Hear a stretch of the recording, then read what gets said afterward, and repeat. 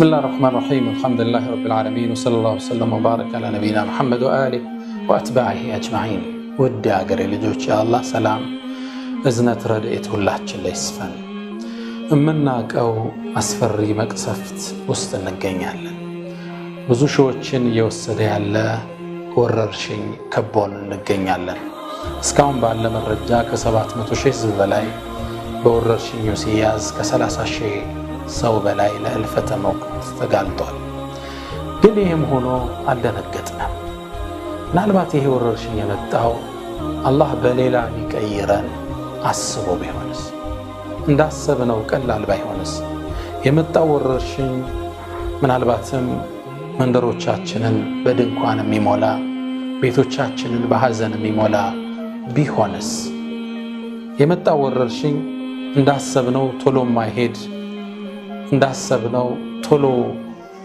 ማይቆም ቢሆንስ ብዙዎቻችን ስመለከት ከራሴ ጀምሮ ይሄ ወረርሽኝና የፈተና አላስደነገጠንም ምናልባትም አንዳንዱ ሲቀልድበት ሊታይ ይችላል ሲዘናጋ ምን እንመለከተው እንችላለን አሁን ምናልባት ቤቶቻችን የጎደለ ነገር ላይ ነው ይችላል ከወራት በፊት የተገዙ ነገሮች ስላሉ የገንዘብ አቅም አለንም ያሉ አንዳንድ ሰዎች የወር የሁለት ወር የሶስት ወር አስቤዛም ሸምተው ሊሆን ይችላል ነገር ግን ፈተናው ሲጠነክር ችግሩ ሲያይል እሱን እንኳን የምንበላበት ጊዜና ተጨባጭ ላይኖረን ይችላል አሁን ምናልባት ወደ ሀገራችን የገቡት ነገሮችና በዩሱፐር ማርኬቶቹ መንገዛቸው ነገሮች ከውጭ ኢምፖርትድ የሆኑ ነገሮች ናቸው አሁን ባለው ተጨባጭ ደግሞ ከሌላ ሀገር ወደ ሀገራችን ዕቃ ማስገባት የቻለበት ተጨባጭ አይደለም ነገሩ አሳሳቢ ነው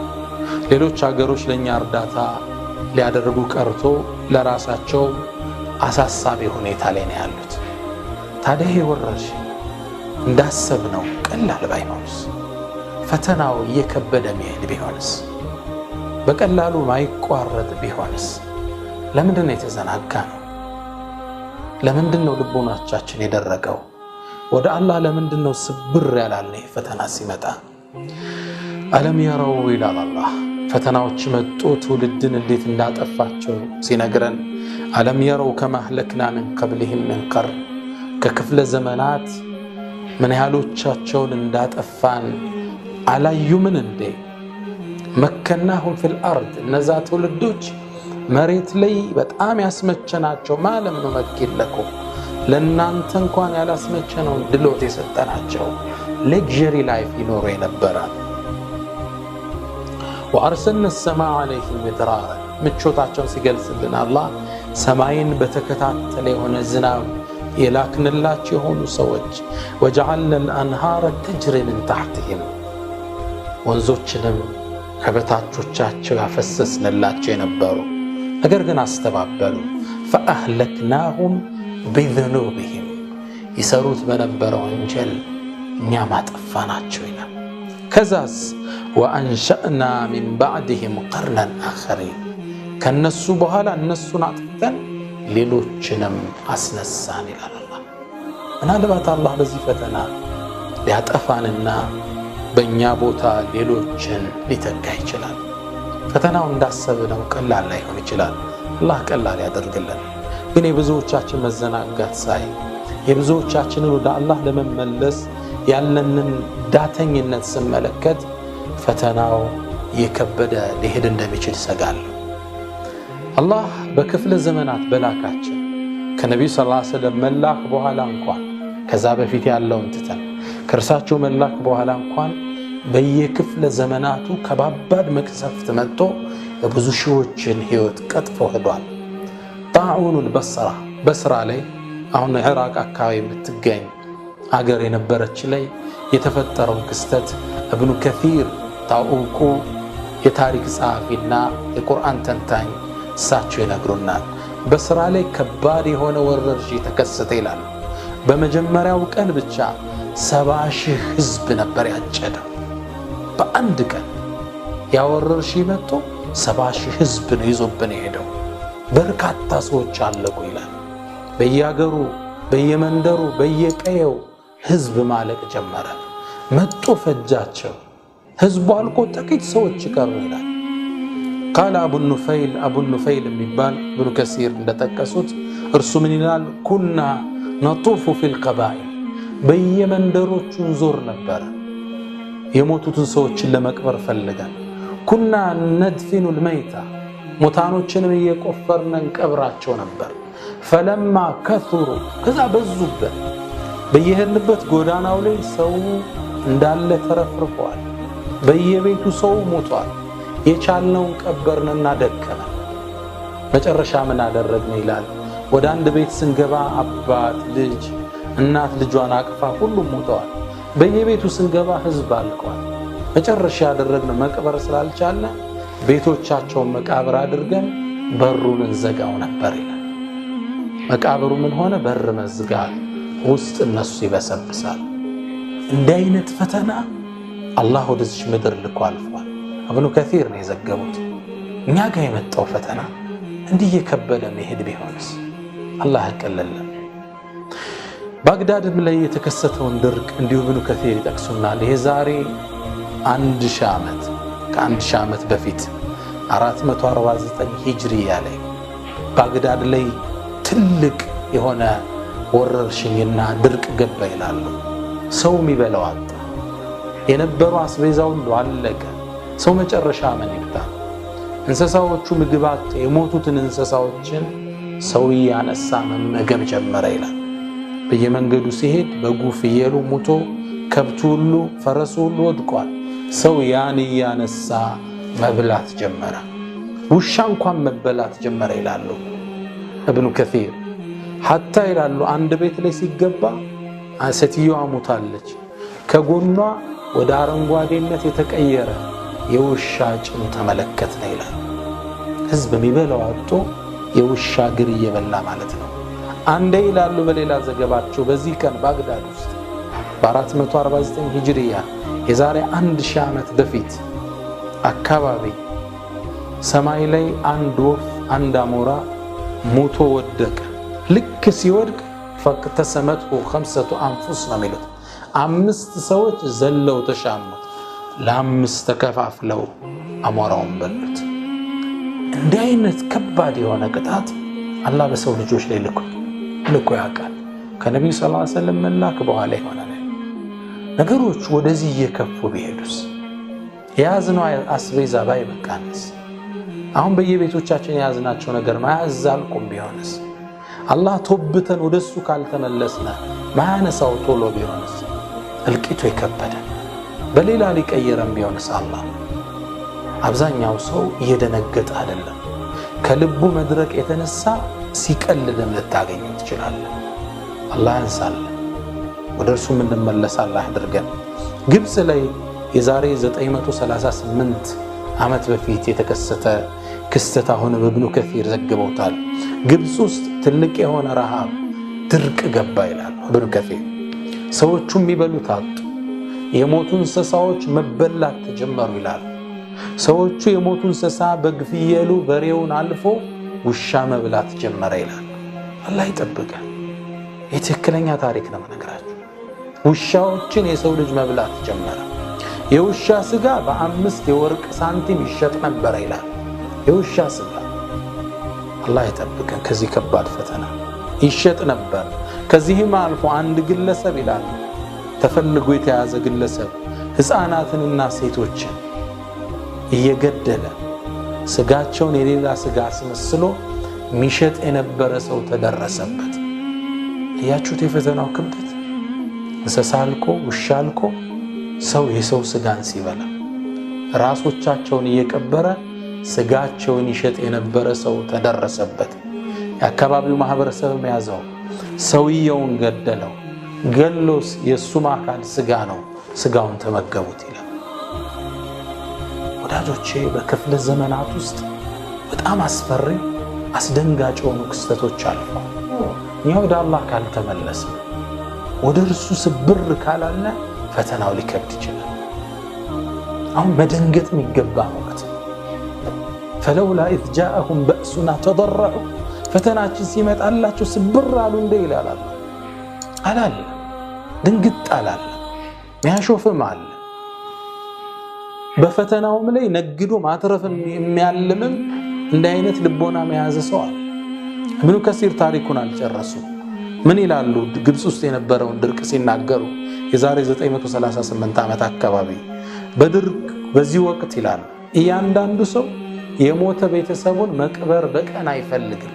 ምክንያቱም የቀብሩ ቦታ ከታወቀ ቀብሩ ተቆፍሮ አካሉ ሊመገበው ሰው ስለሚችል ሰው ከሞተበት በረሃብ ለሊት ሰው ሳያቅ ቦታው ሳይታይ አልቃሽ የለ ቀባሪ የለ ቤተ ዘመድ የለ ብቻውን ተቆፍሮ ይቀበርና አፈር ይለብሳል፣ ድንጋይ ይጫናል ላዩ ላይ የቆየ ቀብር እንዲመስል።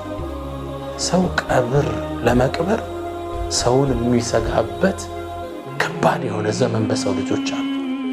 ይህ እንግዲህ ረሱል ሰለላሁ ዐለይሂ ወሰለም ከተላኩ ከ500 ዓመት በኋላ የተከሰተ ክስተት ነው። ግብጽ ውስጥ ፈተናዎቹ ወዳጆቼ ካሰብናቸው በላይ ሊከብዱ ይችላል። ወደ አላህ ስብር ብለን ማረን አንችልም ቁጣህን ማርታህን ስጠን ካላለው ፈተናው ሊከብድ ይችላል። አይደለም እንቀልድበት በበሽታ አይደለም በሽታውን ተንተርሰን ለማትረፍ ምንጥርበት አይደለም ቸልተኛና ዝንጉ ልንሆን ቀርቶ ወደ አላህ ስብር ለቅሶ የፈለገው ወቅት ላይ እንገኛለን። ነገሩ አሳሳቢ ነው። እንቅልፍም ይነሳል፣ ትኩረትንም ይሻል፣ ወደ አላህ መዋደቅን ይከጅላል። አላህ ቁርአን ላይ ምን ይለናል? ወለቀድ አርሰልና ኢላ ኡመሚን ሚን ቀብሊክ ካንተ በፊት ወደ ነበሩ ህዝቦች ነቢያትን ላከነ። ህዝቦቹ ግን አስተባበሏቸው። ያኔ ይመለሱ ዘንድ ፈአኸዝናሁም ቢልበእሳኢ ወደራ ቢልበእሳ በድህነት ወደራ በበሽታ በወረርሽኝ ያዝናቸው። ለምን? ለዓለሁም የተደረዑን ወደ አላህ ስብር ብለው ይመለሱ ዘንድ። ዓላማው ይሄ አላህ አዛኝ ጌታ ነው። እኛም መቅጣት አይፈልግም። እዝነቱ ቁጣውን የቀደመች ጌታ ነው። እንመለስ ዘንድ ግን መሰል በሽታዎችን ይልካል አላህ። ፈለውላ ኢዝ ጃአሁም በእሱና ተደረዑ ፈለውላ የሚለው ቃል እዚህ ጋር አገላለጹ ፈሀላ ማለት ነው። እኛ በበሽታዎች ስንዛቸው በችግር ስንዛቸው ተደረዑ ወደ አላህ ተመለሱ እንዴ? አላደረጉ። ወላኪን ከሰት ቁሉብሁም ነው የሚለዋል። ነገር ግን ልቦናዎቻቸው ደረቀች። ወዘየነ ለሁም ሸይጣን ማ ካኑ ያዕመሉን ሸይጣንም ይሰሩት የነበረውን ስራ አስውቦ አሳያቸው። ወዳጆቼ አሁን ልቦናችንን አርጥበን ወደ አላህ ስብር ብለን ልንመለስ የተላከልን ደብዳቤ ደወልን አላህ ሰምቶ ቁጣውን አሳይቶናል። አላህ ሲቆጣ ቁጣው ከባድ፣ ሲያዝን ብዝነቱ ሰፊ። ብዝነቱ ቁጣውን ቀድመዋለች።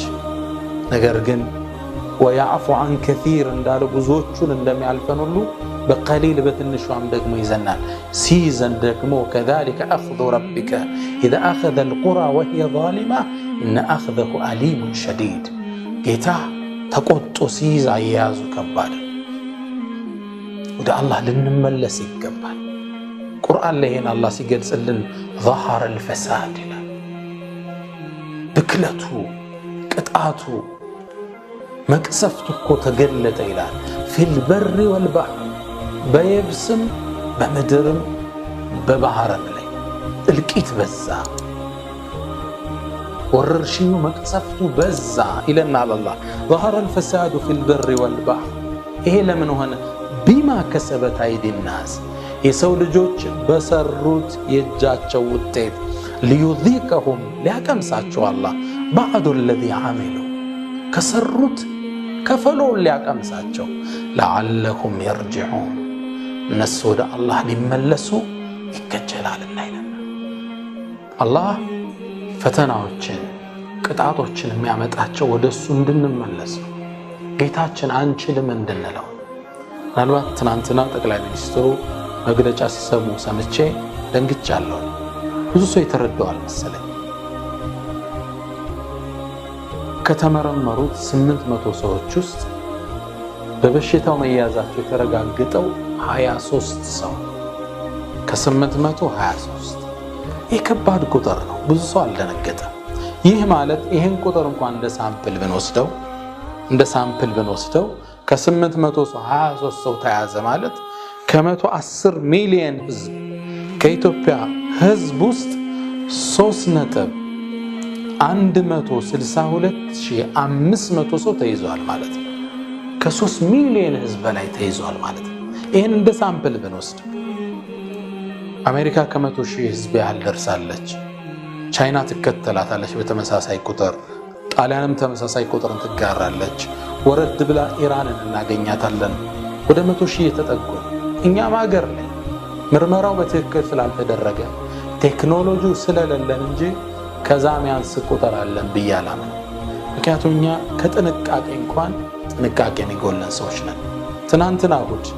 ትናንትና እሑድ አንድ ክፍለ ሀገር ላይ 6 ሰርጎች ተደርገዋል። ቅልጥ ያሉ ሰርጎች፣ በርካታ ሺህ ህዝብ የታደመበት ሰርጎች ተደርገዋል። በእንደዚህ አይነት የመዘናጋት ተጨባጫችን በርካታ ሰው ተይዞ ሊሆን እንደሚችል ገምታለሁ። አላህ ፈተናውን ያርቅልን። ከ800 ሰው 23 ሰው ከተያዘ ከ110 ሚሊዮን ህዝብ ውስጥ ይህን ሳምፕል ስታባዙት ወደ 3.162,500 ገደማ ህዝብ በሽታ ላይ ነው ማለት ነው። ጥንቃቄ ያሻናል። ከጥንቃቄዎች ሁሉ ጥንቃቄ እጃችንን አንስተን ወደ አላህ ፈለውላ ኢዝ ጃአሁም በእሱና ተضرዑ ፈተናው ሲመጣባቸው ወደ ጌታህም ተናነሱን እንደሚለው ልንተናነስ ይገባል። ወደ እሱ ልንዋደቅ ይገባል። ወዳጆቼ ነገሩን አቅልለናል። ብዙዎቻችን በጣም ሲገለጥ፣ ቤቶቻችን በሐዘን ሲሞሉ፣ ቀዮቻችን በድንኳን ሲሞሉ ያኔ ነው የምንነቃው። ካሁኑ ነቅተን ወደ አላህ ስብር ካለ አላህ በሽታውን ያነሳልናል፣ በላውን ከኛ ያርቅልናል። ወዳጆቼ ዳግም አስታውሳችኋለሁ፣ አንቀልድ። አላህ ሊቀይረን ይችላል።